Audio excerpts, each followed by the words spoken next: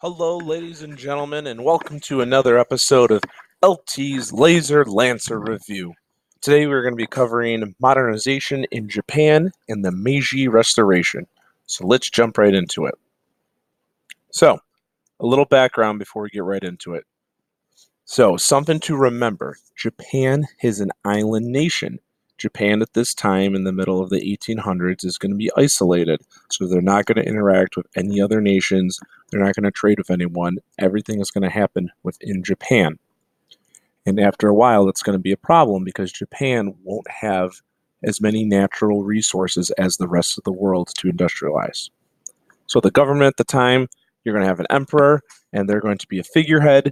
The emperor has no real power. The shogun will be in charge of the government. He is going to be like a military leader.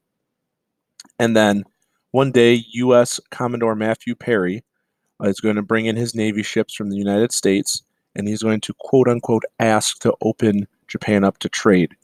When someone asks you to trade and they're pointing cannons at you, it's not really asking, they're more telling you. So that happens, and then Japan is going to have to sign a treaty in 1854 that allows the U.S. to trade in Japan, and this leads the other Western nations to trade. So places like England and Germany, they're going to be like, ooh, let's go to Japan. So most nations in the East around this time and after this time, such as China and India, when they are asked to trade or forced to trade by the West, you know, it happens and they're like, oh, well, I guess they're in charge now. There's pushback from those nations too, but Japan is very, very smart about it. So once the doors get forced open, we have the Meiji Restoration. And the Japanese are going to be angry about this whole thing.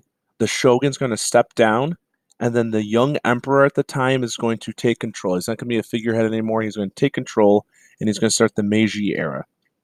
And he said, you know what, we have to do something, or we're going to get walked all over. So the Meiji emperor is going to bring a sense of nationalism. He's going to say, listen, we're Japanese. We're the best. Why are we getting all walked over? We need to be proud of our country, and within doing that, we need to industrialize. We need to compete with the West. Why can't we do what England did? And the emperor is very, very smart about this. He's going to send diplomats to study the West, and he's going to pick and choose what the best was, that the best the West had to offer, and then they're going to adapt it to Japan. So in Germany, he's going to love their centralized government and their army.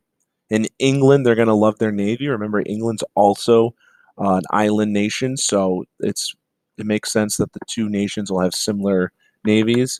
In America, they love that universal public education. Yay for American schools and teachers. Am I right, everybody?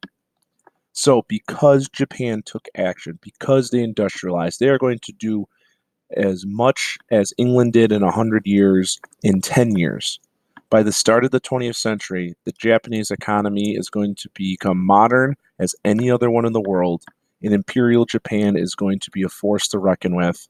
It is going to allow them to expand their borders into other Asian countries, and they're going to do that because of a lack of natural resources. That's always a big thing on the test. They always ask, why did Japan expand their borders? It's because they need natural resources. They don't have any.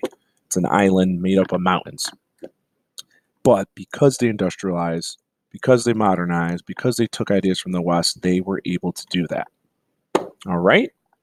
So that was a quick one. That does it for the Meiji Restoration. But of course, we're not done. We need our fun fact of the episode.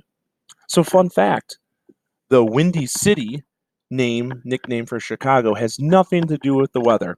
It actually goes back to the late 1800s, and a journalist said that about the people of Chicago. They were full of hot air, so pretty much meaning they were jerks. So yeah, there you go.